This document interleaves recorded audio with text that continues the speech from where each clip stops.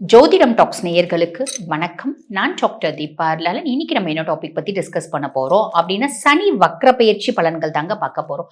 இந்த சனி வக்ர பயிற்சி என்னைக்கு நடக்க போகுது அப்படின்னா ஜூலை 27 ஜூலை 2026 ஆரம்பிச்சு டிசம்பர் 11 2026 வரைக்கும் ஏறக்குறைய 138 நாட்கள். இந்த 138 நாட்கள்ல வந்து பாத்தீங்கன்னா 8/10/2026 வரைக்கும் சனி பகவான் ரேவதி நட்சத்திரத்திலையும், அதுக்கப்புறம் வந்து பாத்தீங்கன்னா உத்திரட்டாதி அவரோட சொந்த நட்சத்திரத்திலையும் டிராவல் பண்ண போறார். அது என்னங்க வக்ரகதி? சனி பகவான் ரெட்ரோகிரேட் ஆகிற காலம். சனி வந்து பாத்தீங்கன்னா இப்ப மீனத்துல ஜென்ம சனியா இருக்காரு பாத்தீங்களா? மீனத்துல இருந்து அவர் கும்பத்துக்கு பயிற்சி ஆகிறதுல இல்லைங்க, மீனத்திலேயே தான் இருப்பாரு. அவர் சில நட்சத்திர பாதங்களை கடப்பார் அப்படின்னு தான் சொல்லணும். இந்த காலகட்டம் சனியினோட ஒரு எஃபிகசி குறைஞ்சிடுமா, இன்னும் இன்டென்சிஃபைடா இருக்கும். அவர் ஸ்லோ டவுன் ஆகிற மாதிரி தெரியும், ஆனா அவரோட ஆற்றல் அதிகமா இருக்கும். இந்த 138 நாட்களும் ஒவ்வொரு ராசியினோட வாழ்க்கையிலேயே ஒரு பெரிய இம்பாக்டை ஏற்படுத்த போகுது. இது நாங்க எப்படி சொல்ல போறோம் அப்படின்னா, இந்த 138 நாட்கள்ல முற்பகுதி பிற்பகுதின்னு சொல்ல போறோம். முற்பகுதி வக்ரகதி அடைஞ்ச சனி குருனுடைய உச்ச பார்வையில என்ன மாதிரி பலன்களை கொடுக்க போறார். பிற்பகுதி 40 நாட்கள் அப்ராக்சிமேட்லி வக்ரகதி அடைஞ்ச சனி குருனோட பார்வை இல்லாம என்ன மாதிரி கொடுக்க போறார் அப்படின்னு சொல்றோம். பொதுவா இந்த சனி பகவான் வக்ரகதி அடையும் போது ரிவ்யூ, கர்மிக் எஃபெக்ட் அப்படின்னு சொல்லலாம், கர்மிக் லெசன், பழைய விஷயங்கள் திரும்பி வரா மாதிரி தோணும்.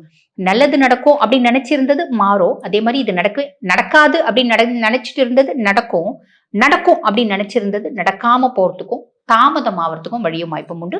ஆக உங்க ராசிக்கு இந்த சனி வக்ர பயிற்சி என்ன மாதிரி பலன்களை கொடுக்க போறாரு, நேரத்தை வீண் பண்ணாம சட்டன் பார்த்துடலாம் வாங்க. மேஷ ராசி அன்பர்கள், உங்களுக்கு இந்த சனி பகவான் வக்ர பயிற்சி அடைஞ்சிருக்க காலத்துல என்ன மாதிரி பலன்களை கொடுக்க போறாரு அப்படின்னா, ரொம்ப எளிமையா சொல்லணும் அப்படின்னா, மேஷ ராசி அன்பர்கள் நீங்க வந்து பாருங்க, 7 நாட்டு சனியில இருக்கீங்க.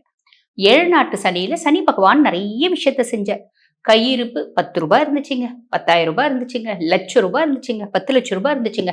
என்னால மாட்டேன்னு சொல்ல முடியாத ஒரு உறவு, என்னால எந்த சூழ்நிலையும் அவாய்ட் பண்ண முடியல, அந்த மாதிரி ஒரு சூழ்நிலையில நான் அதை வந்து கடன் கொடுக்குற மாதிரி ஆயிப்போச்சு. அது திரும்பி வர்றதுக்கான சாத்தியக்கூறு இப்ப வரைக்கும் தெரியலைங்க. வாங்கினவங்க வாங்குற வரைக்கும் நல்ல ஒரு உறவா இருந்தாங்க, நல்ல நட்பா இருந்தாங்க, இப்ப பெரிய பகையாயிட்டாங்க. இப்படி கஷ்டப்படுற மேஷம். ரெண்டாவது, பெரும்பாலான மேஷராசி என்பர்கள் இப்படி கஷ்டப்படுறீங்க. ரெண்டாவது, குடும்பத்துல வந்து பாருங்க, நான் எப்பயுமே என்னோட ஃபேமிலியை என்னோட கண்ட்ரோல்ல வச்சிருந்தேங்க. எல்லாமே கரெக்டா போயிட்டு இருந்துச்சு. சனி பகவான் 7 நாட்டு சனியா வர வரைக்கும் இப்ப குடும்பத்துல எதுவுமே என்னோட கண்ட்ரோல்ல இல்லைங்க. அதனால நான் எக்ஸ்ட்ரீம் ஃப்ரஸ்ட்ரேஷன் இருக்கேன். வேலை செய்யற இடத்துலயும் வந்து பாத்தீங்கன்னா எனக்கு ஒரு பெருசா ஒரு நிம்மதியான சூழ்நிலை அப்படின்றதுல வேற வழி இல்லாம நான் வேலைக்கு போயிட்டு இருக்கேன். சமுதாயத்துல பெருசா ரெஸ்பெக்ட் இல்லை, ஹெல்த் ரிலேட்டட் காம்ப்ளிகேஷன்ஸ் வந்துருச்சு. இது எல்லாத்தையும் நீங்க 7 நாட்டு சனியை ஆரம்பிச்சதுல இருந்து இப்போ வரைக்கும் நிறைய மேஷராசி அன்பர்கள் அனுபவிச்சிட்டீங்க இல்லையா? இப்ப சனி பகவான் வக்ரகதி அடைஞ்சிருக்கிறது, அதுக்கும் மேல குருனோட உச்சப்பார்வை சனி மேல படுறது, ஆல்மோஸ்ட் வந்து பாத்தீங்கன்னா சூப்பர் டூப்பர் அப்படின்னு சொல்றாங்க. எப்படி என்ன கொடாஞ்சிட்டே இருந்தவ, என்ன நாலா பக்கத்துலயும் வந்து பாத்தீங்கன்னா பிரச்சனை ஏற்படுத்திட்டே இருந்த சனி அமைதி ஆயிட்டான். இது ஒரு பெரிய பிளஸ். சரி, அப்ப பிரச்சனைகள் ஓயுது அப்படின்னு நீங்க சொல்ல வரீங்க, அதானங்க? அதுதாங்க நான் சொல்றேன். சரி, வேற ஏதாவது நல்லது இருக்கா அப்படின்னு ஆப்வியஸ்லி இருக்குதாங்க செய்யுது. காரணம் என்ன? சனி பகவான் வக்ரகதி அடைஞ்சிருக்கும் போது அவர் என்ன பாவத்துக்கு அதிபன்? உங்களுக்கு 10 மற்றும் 11ஆம் பாவத்துக்கு அதிபன். அந்த 10 மற்றும் 11ஆம் பாவத்துக்குரிய நற்செயல்கள் அப்படின்றத செஞ்சிடும்.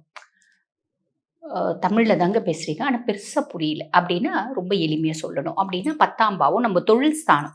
நம்ம தொழில் குறித்து ஒவ்வொருத்தவங்களுக்கும் ஒரு யோஜனைகள் இருக்கும், ஒவ்வொரு ஆசைகள் இருக்கும். எனக்கும் என்னோட தொழில் குறித்து நிறைய ஆசைகள் இருக்கு, அந்த மாதிரி உங்களுக்கும் இருக்கும். என்னப்பா எல்லாரும் ரொம்ப சாதாரண ஆளுங்களா திடீர்னு பீக்ல போயிடுறாங்க, நம்ம எவ்வளவு நாளா இந்த தொழில்ல இருக்கோம், நம்மளால பெரிய லெவல்ல வர முடியல, சாதிக்க முடியல.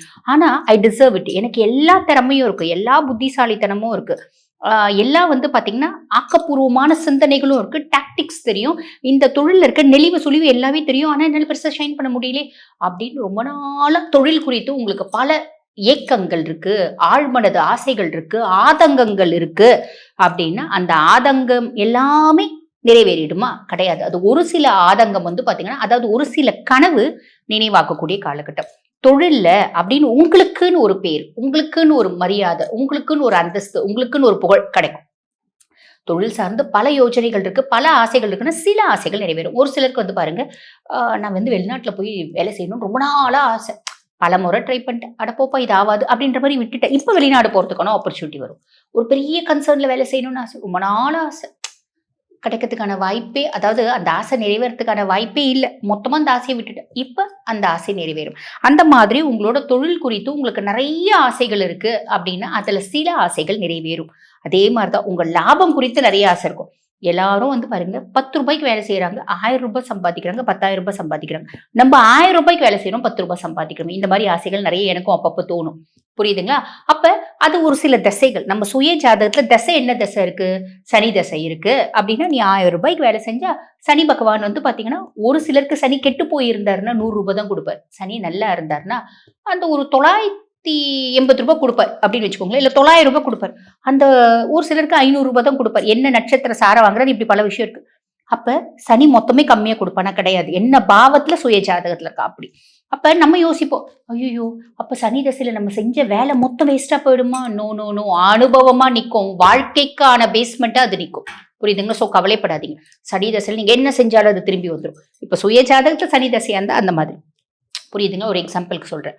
அப்ப உங்க லாபம் குறித்து உங்களுக்கு பல யோசனைகள் இருக்குன்னா, சில ஆசைகள் இந்த காலகட்டத்துல நிறைவேறிடும். கவலைப்படாதீங்க. இது வக்ரகதி அடைஞ்ச சனி குருனோட பார்வையினால. கடைசி 40 நாட்கள் வக்ரகதி அடைஞ்ச சனி குருனோட பார்வை இல்லாம இருப்பாரு. அப்ப என்ன ஆகும்? அப்ப ரொம்ப எளிமையா சொல்லணும் அப்படின்னா, திருப்பி லைட்டா நம்ம ஃபேமிலியில நடுவுல ஃபேமிலியில இருந்த பஞ்சாயத்துல ஓயிற மாதிரி தெரியும். ஏன்னா காசு நடமாட்டம் இருக்கும் இல்லைங்களா? அப்ப காசு வந்தாலே பிரச்சனை ஊஞ்சிடும். அப்ப திருப்பி லைட்டா ஃபேமிலியில குட்டி குட்டி பஞ்சாயத்து, குட்டி குட்டி பிரச்சனைகள், வேலை செய்யற இடத்துல மனஸ்தாபம், மனசஞ்சலம், சமுதாயத்துல வந்து பாத்தீங்கன்னா யார் கூடயும் நம்ம நல்லா உறவாட முடியாத சூழ்நிலை, இப்படி எல்லாம் வரும். அப்ப நம்ம என்னதாங்க பண்றது? ரொம்ப எளிமையா சொல்லணும் அப்படின்னா, ஓவரா யோசிக்கிறத அவாய்ட் பண்ணுங்க. Avoid over thinking.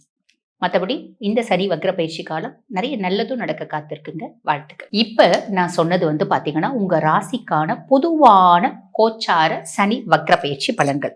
இந்த பதிவை பார்த்துட்டு இருக்கோங்க அம்மா, நீங்க சொன்னதுல எனக்கு நிறைய மேட்ச் ஆயிருக்குமா. சந்தோஷமா. பிளானட்ஸ் என்ன சொல்லுதோ அதை தான் நாங்க சொல்றோம்.